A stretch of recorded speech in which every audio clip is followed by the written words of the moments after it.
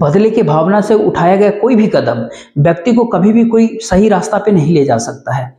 लेकिन व्यक्ति बदले की भावना में इस प्रकार से अंधा हो जाते हैं कि खुद तो बर्बाद हो ही जाते, कई और लोगों के भी जीवन एक साथ बर्बाद कर देते हैं। आज की जो सच्ची घटना है साथियों, इसमें भी ठीक ऐसा ही होता है। नमस्कार, मेरा नाम जितेंद्र कुमार, आप देख रहे हैं स्टडी सफर तक। वीडियो को लाइक और चैनल को सब्सक्राइब जरूर कर लीजिएगा। साथियों, आज की जो सच्ची घटना मैं आपको बता रहा हूं, दरअसल यह घटना होता है पंजाब राज्य के लुधियाना शहर की। जी हाँ, लुधियाना का एक जिला लगता है खन्नाइन इनक्लेव, और इन्हीं खन्नाइन इनक्लेव का रहने वाला सुरेंद्र सिंह होते हैं। अब सुरेंद्र सिंह के परिवार में उनकी पत्नी के अलावा 3 बच्चे होते हैं, जिसमें 2 बेटा होता है उनका और 1 बेटी होती है। बड़े बेटे का नाम होता है सुरजीत सिंह, दूसरा बेटा होता है मनदीप, और सबसे छोटी बेटी होती है रौलित कौर। अब सुरजीत जिसका शादी हो चुका है, मनदीप जिसकी उम्र होती है करीब 26 साल के आसपास, लेकिन मनदीप जो कि पेशे से एक बहुत बड़ा बिल्डर होता है। मनदीप का लुधियाना शहर के भीतर ही एक बहुत अच्छा सा नाम भी होता है, क्योंकि मनदीप का बड़े बड़े इमारतें नहीं खड़ा करता था, बल्कि उसको बेच करके काफी सारा पैसा कमाता है।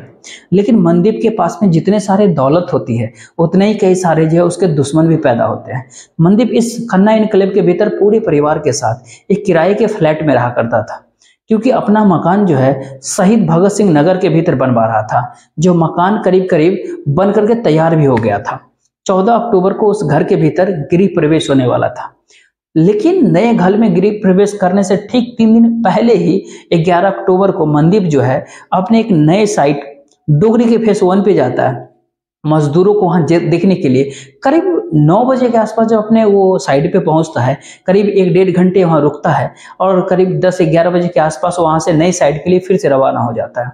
लेकिन जैसे अपने कार के पास आकर के वो आता है, दरवाजा कार का खोलता है, पीछे से एक व्यक्ति आते हैं और मनदीप के ऊपर एक पर एक लगातार 5 गोलियां चला देता है, जिसके कारण से मनदीप काफी गंभीर अवस्था में वहीं पे गिर पड़ता है। गोलियां चलने की आवाज जब लोगों को सुनाई देता है ना, तो लोगों के भीतर जो है अफरा तफरी का माहौल, खौफ बन जाता है। इससे पहले कि लोग कुछ समझ पाते, वो हमलावर भी वहां से फरार हो जाता है। लेकिन गोली चलने की आवाज जब वहां के मकान मालिक सुनता है, भागते दौड़ते वहां से बाहर निकलता है। जब वहां पर मनदीप को जो है गंभीर अवस्था में देखता है, उसको उठा करके कुर्सी पे बिठा देता है, उसको पानी वानी पीने के लिए दे देता है। लेकिन मनदीप उस मकान मालिक को इशारे में कहता है कि मुझे तुरंत नजदीकी अस्पताल में लेके चलो। वह मकान मालिक मनदीप के घर परिवार वालों को खबर तो देता ही है, साथ ही साथ पुलिस वालों को भी खबर कर देता है, और मनदीप को लेकर के नजदीक का अस्पताल में पहुंच जाता है। लेकिन डॉक्टर जब मनदीप को चेक करते हैं तो पता चलता है कि मनदीप की रास्ते में ही डेथ हो गई है, मौत हो गई है। तब तक अस्पताल के भीतर मनदीप के घर परिवार वाले के साथ साथ जो है पुलिस प्रशासन भी पहुंच गई थी। अब पुलिस प्रशासन जब मनदीप की लाश को चेक करती है तो पता चलता है कि उसके पीठ के ऊपर 4 गोलियां लगी है, और 1 गोली उसके बाजू में लगा हुआ था। अब पुलिस सबसे पहले मनदीप की डेड बॉडी को, लाश को अपने कब्जे में ले लेती है, उसको पोस्टमार्टम के लिए जिला अस्पताल भेज देती है। फिर पुलिस वाले अपने टीम के साथ उस घटना स्थल पे पहुंच जाती है, जहां पर पहले से ही काफी संख्या में लोग वहां मौजूद होते हैं। पुलिस वाले जब वहां के आसपास के मौजूद जो लोग थे उससे पूछताछ करते हैं तो पता चलता है एक व्यक्ति कहा मनदीप के ऊपर हमला करने वाला एक व्यक्ति था।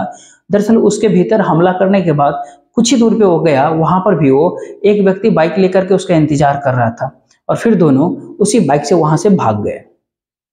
जैसे इस तरह की बात पुलिस वालों को खबर देता है व्यक्ति, पुलिस वालों को लगता है शायद मनदीप के ऊपर आतंकवादियों ने हमला किया है। इसीलिए पुलिस सुरजीत सिंह के कहने पर धारा 302 के तहत अज्ञात अपराधियों के विरोध में मुकदमा दर्ज कर लेती है, और फिर इस केस की पूरी तरीके से अच्छे से जांच पड़ताल करना शुरू कर देती है। पुलिस केस की जांच पड़ताल में जब जुटती है तो सबसे पहले सुरजीत सिंह से ही पूछताछ करती है कि क्या मनदीप का किसी के साथ में कोई दुश्मनी वगैरह था। इस पर सुरजीत सिंह एक व्यक्ति का नाम बता देते हैं, जिसका नाम होता है बलविंदर सिंह। अब बलविंदर जो कि न्यू अमर कॉलोनी का रहने वाला होता है। दरअसल बलविंदर और मनदीप कुछ साल पहले ही जिगरी दोस्त यार थे, दोनों एक दूसरे के ऊपर मरते थे। इधर सुरजीत जैसे बलविंदर का नाम पुलिस वालों को बताता है, पुलिस बलविंदर के नंबर पे कॉल करती है, लेकिन बलविंदर का नंबर स्विच ऑफ बताता है। अब पुलिस वाले जब बलविंदर के मोबाइल का लोकेशन निकालती है तो पता चलता है जिस समय मनदीप की हत्या हुई थी उस समय बलविंदर का मोबाइल का लोकेशन जो होता है उसके घर का दिखाई देता है। इसीलिए पुलिस अब बलविंदर से पूछताछ करने के लिए उसके घर पहुंच जाती है। लेकिन पुलिस जब बलविंदर के घर पे जाती है तो पता चलता है कि बलविंदर अपना घर छोड़ करके वहां से फरार हो गया है। अब जैसे इस तरह की जानकारी पुलिस वालों को पता चलता है, पुलिस को पूरा विश्वास हो जाता है कि बलविंदर ने ही सुपारी किलरों को हायर करके और मनदीप की हत्या करवा दिया है। इसीलिए पुलिस अब बलविंदर के हर जगह पे तलाश करना शुरू कर देती है, लेकिन साथ ही साथ उन अपराधियों को भी ढूंढने के प्रयास करती है। उस घटनास्थल के बहुत बारीकी से मुआयना करती है और वहां पे आसपास के सीसीटीवी फुटेज को चेक करती है। जब इस फुटेज को चेक करती है तो उस सीसीटीवी फुटेज में वो हमलावर साफ साफ दिखाई पड़ता है। उसका चेहरा साफ तो नहीं दिखाई देता, लेकिन इसके बावजूद भी कोई भी व्यक्ति जो है उस हमलावर को पहचान नहीं पाता है। लेकिन हमलावर जो पुलिस के सामने होता है, लेकिन इसके बावजूद भी पुलिस जो है हमलावर तक नहीं पहुंच पाता। लेकिन पुलिस वाले अब हमलावर तक पहुंचने के लिए अपनी पूरी ताकत लगा देती है और आखिरकार करीब 15 घंटों के भीतर ही उस हमलावर को पकड़ ही लेती है, जिसका नाम होता है गुरविंदर सिंह। अब गुरविंदर जो कि पेशे से एक हार्डवेयर इंजीनियर होता है, जो शिमलापुरी का रहने वाला होता है। अब पुलिस वाले जब गुरविंदर को थाने लेके आती है गिरफ्तार करके, फिर गुरविंदर से मनदीप की हत्या के बारे में जब पूछताछ करती है, तब गुरविंदर भी बिना किसी दबाव के ही अपना जुर्म को कबूल कर लेता है पुलिस वालों के सामने।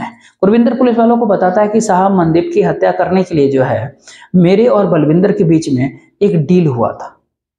दरअसल दोनों के बीच डील हुआ था। मनदीप की हत्या करने के लिए बलविंदर ने ही 15 लाख रुपए की हमें सुपारी दी थी। अब गुरविंदर जैसे इस तरह की बातें बताती है पुलिस को, पुलिस गुरविंदर के ही कहने पे बलविंदर को भी ढूंढने का प्रयास करती है। फिर आखिरकार 2 दिन के बाद भी बलविंदर को भी अपने साथ गिरफ्तार कर लेती है। पुलिस जब बलविंदर से मनदीप की हत्या के बारे में पूछताछ करती है, अब बलविंदर जो है जब इस हत्या की पूरी कहानी बताता है, तो सच में इसको सुनने के बाद खुद मनदीप के भी माता पिता को भी अपने कानों पे विश्वास ही नहीं होता है। दरअसल इस कहानी की जो शुरुआत होती है वो करीब घटना से करीब 2 साल पहले, जब बलविंदर और मनदीप जिगरी दोस्त यार थे। दोनों का परिवार जो होता है, मतलब गुरु अंगद देव नगर में रहा करता था, जो दोनों आसपास में ही रहते थे। इसीलिए मनदीप और बलविंदर के बीच में भी काफी गहरी रिश्ते होते हैं, काफी गहरा दोस्ती होता है। इसलिए दोनों एक दूसरे के घर भी आया जाया करते थे। लेकिन बलविंदर के पत्नी का नाम होता है करमजीत कौर। अब करमजीत जो कि देखने में बहुत ही खूबसूरत होती है, लेकिन इधर मनदीप जब बलविंदर के घर पे लगातार आना जाना शुरू करता है, आखिरकार उसकी पत्नी करमजीत कौर के साथ में उसका अवैध संबंध बनने लगता है। अब करमजीत और मनदीप के बीच में जब अवैध संबंध का सिलसिला शुरू होता है, तो कुछ ही दिनों के बाद इस बात की जानकारी बलविंदर को पता चल जाता है। अब जैसे ही अपने दोस्त की सच्चाई पता चलता है, उसके बाद से बलविंदर अपनी पत्नी की पिटाई ही नहीं करता, बल्कि मनदीप को अपने घर पे भी आने से साफ साफ मना कर देता है, जिसके कारण से मनदीप तो मान जाता है, लेकिन करमजीत के भीतर कोई फर्क ही नहीं पड़ता। बल्कि उसके बाद से कहे मनदीप से मिलने के लिए उसके घर आना जाना शुरू कर देती है करमजीत। इधर बलविंदर भी अपनी पत्नी के ऊपर नजर रखना शुरू कर देता है, जिसके कारण से बलविंदर को उसकी पत्नी की सारी करतूतें पता चल जाती है कि उसकी पत्नी कब मनदीप से मिलने के लिए उसके घर पे ही पहुंच जाती है। इस तरह के जब लगातार सिलसिला शुरू हो जाता है, बलविंदर अपनी पत्नी के ऊपर दबाव डालने लगता है। इसी दबाव के कारण एक दिन करमजीत कौर और मनदीप दोनों घर छोड़ करके भाग जाते हैं। उसके बाद से बलविंदर अपनी पत्नी की हर जगह पे तलाश करता है, लेकिन जैसे ही 2 दिन का समय बीतता है, 2 दिन के बाद जो है मनदीप और करमजीत दोनों वापस अपने घर लौट जाते हैं।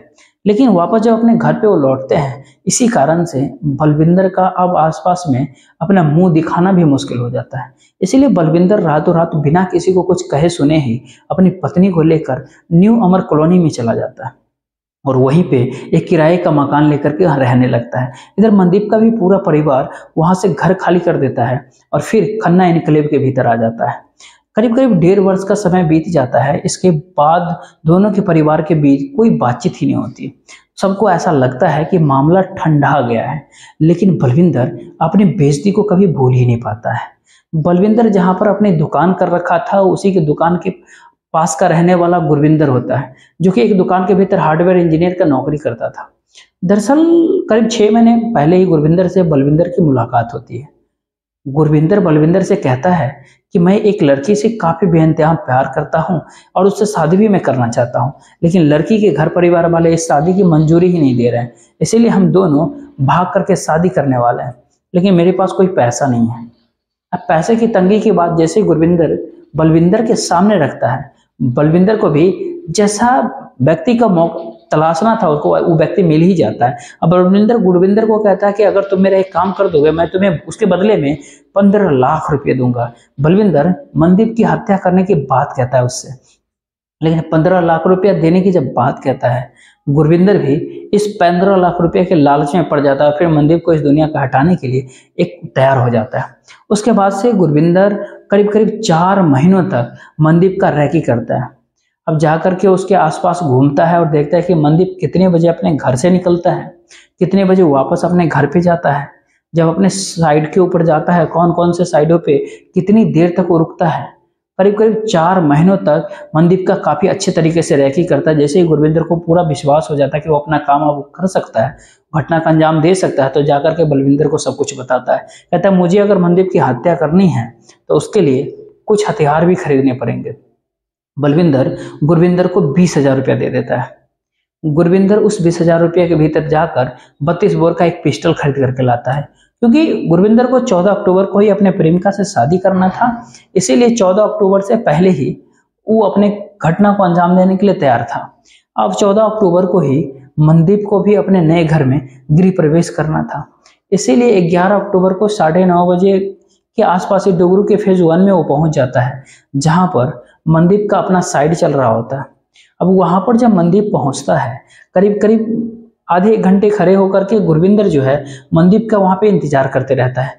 करीब 10 सवा 10 बजे के आसपास जैसे वहां से मनदीप अपने नए साइड के लिए निकलता है, जब अपने कार के पास पहुंचता है, कार का दरवाजा जैसे वो खोलता है, पीछे से गुरविंदर आता है और मनदीप के ऊपर एक पर एक लगातार 5 गोलियां चला देता है। और फिर जाकर के वहां से थोड़ी ही दूरी पे जाता है जहां पर उसका दोस्त अमरपाल इंतजार कर रहा था।